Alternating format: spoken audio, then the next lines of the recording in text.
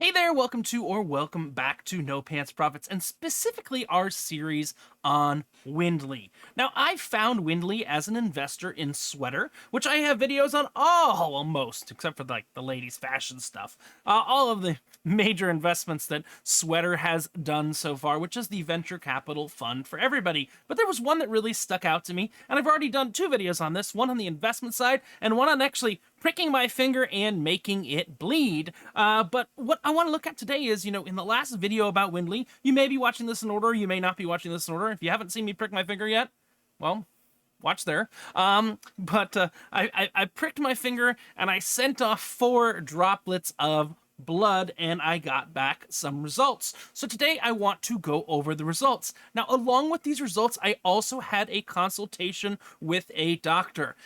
I asked Wyndly if I could put that in this video. They very specifically asked me not to, but it was pretty much just a Zoom call that was done on a HIPAA-compliant website, and that's probably why I wasn't able to do it, is because that Zoom call was done on a HIPAA-compliant website.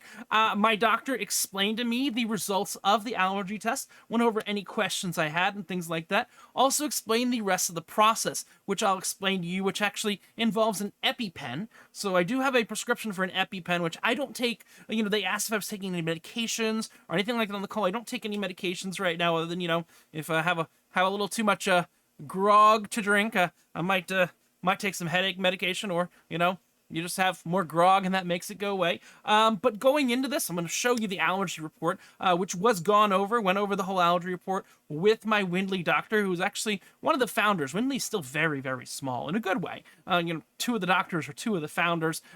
So let's go over my allergy report. I think I can show you this. I think I've pretty much, I think I've redacted anything I need to do. So let's jump to the allergy report, which is what I went over with my Wyndly doctor. So yeah, there was, if you saw the last video, I had to pop my finger and put 4 drops of blood on a little piece of paper, and then they found all these different allergens. So you'll see in the top right corner, you'll see immunoglobulin is an antibody associated with the release of histamine. That's why if you take Benadryl, it's an antihistamine. A lot of this was explained to me on the call. And other molecules that cause allergy symptoms. And elevated can suggest that one or more allergies. So they test your IgE, which says if you have 1 or more allergies. And you can see these are the allergies I have. Let me see if I can make it bigger. Yeah. So these are the allergies I have.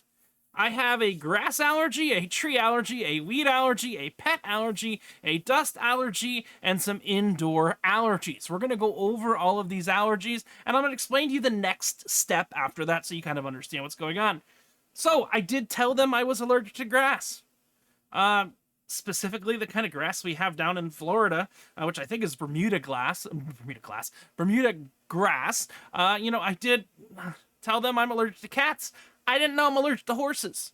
I don't spend much time around horses, but I don't spend much time around cats because I'm allergic to them. But I think the time I've spent on horses, I've gone horseback riding before, but that's mainly outside. So I think since the horseback riding's outside, I don't really get affected by those as much. So again, different grass, tree pollen, weed pollen, pets, which are horses and cats, dust mites, and indoors I've got mold, which is a much higher reactivity, and mouse, which that's a mouse right there. Now they're talking not about computer mice, but they're talking about those little things that crawl, on the floor, those kinds of mice. And what's cool is we actually get information. Oh, let me scroll down. I'm gonna zoom out a little bit. We actually get information on all the different types of grasses and okay. So my allergen breakdown. Your allergies with significant reactivity, so higher than 15, are actually going to be shown right here. And it's kind of interesting. My main goal, if you've been watching along, is to solve cats, because I'm in my mid-30s, looking for a partner in life. And unfortunately, most of the people, ladies in their early to mid-30s, they're single. They're crazy cat ladies. So, I can't actually, but it doesn't say I'm allergic to dogs. Cat allergies are about twice as common as dog allergies. So, yep, although this test measures reactivity to cat dander allergies, I think the interesting thing here, it gives you a whole report. It tells you, hey, there's no such thing as a hypoallergenic cat.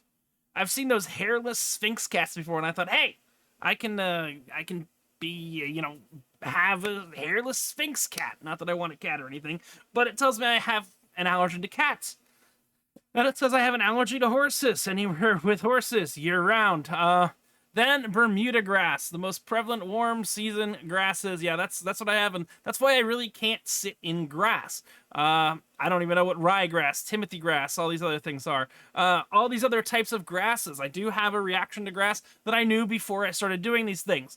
Ragweed. And your allergies with normal. Okay, and then dust. If it's dusty, I guess you have an allergy. I think that's a pretty normal thing. And my allergies with normal reactivity, which is kind of interesting, it says, I'm fine with dogs. So, with cats, fine with dogs, and I have a moderate allergy with mice, I guess. But not computer mice. Mice. And this was my allergy test, and I went over this with my allergist, who has to be certified to practice in my state. So this allergist who I went over with was certified to practice in my state, and then once I went and I did that, I actually had an option that I could either pay, as a paying user, I could either pay quarterly or I could pay yearly. And yearly, I think it's $99 a month. Quarterly, it works out to like $110 a month. And what I get is something I don't have yet, because I literally did this the other day. A little skirt all that I put under my tongue every day. And what it's got is it's got a little bit of those allergens inside of them. And every month or every refill, they will actually add more of the allergens and ramp it up. So they make it stronger and stronger over time.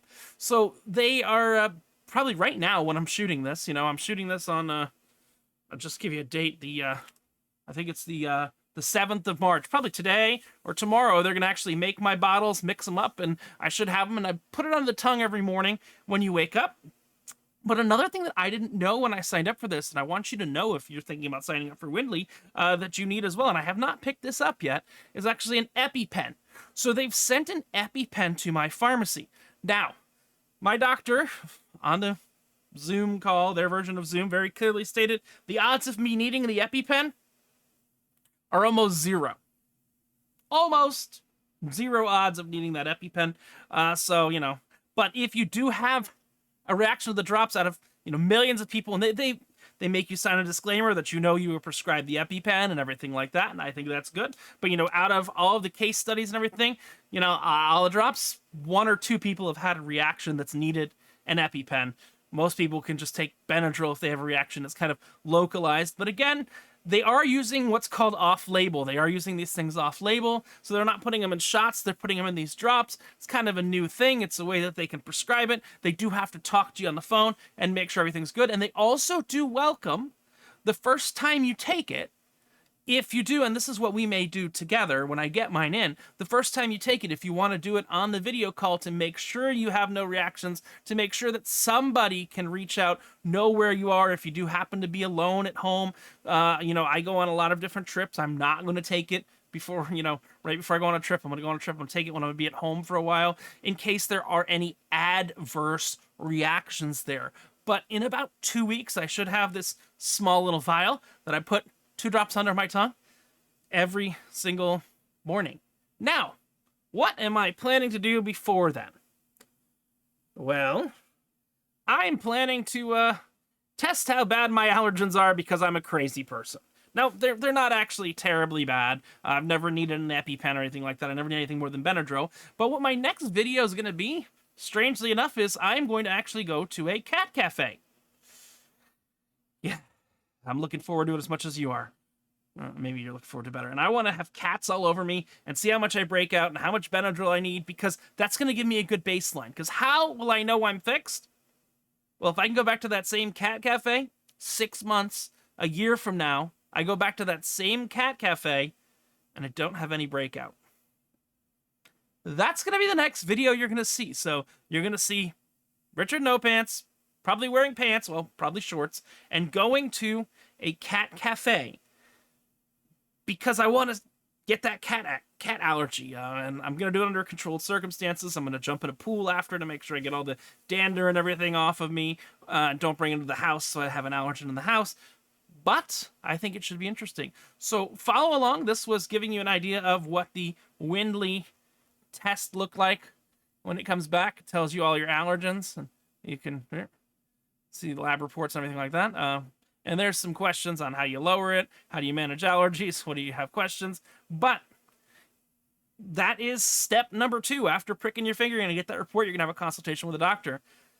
And we'll move on to step number 3, which is drop. We've got something in the middle. And remember, I'm doing this because I'm an investor in a Via sweater, but I also really do want to get over my allergy of cats and of grass. But remember, like I said on this channel, when you wear no pants like I do, and I guess you're trying to solve your allergies, there's only one thing left to lose. You know what that is? It's your shirt. Have a great one. Bye!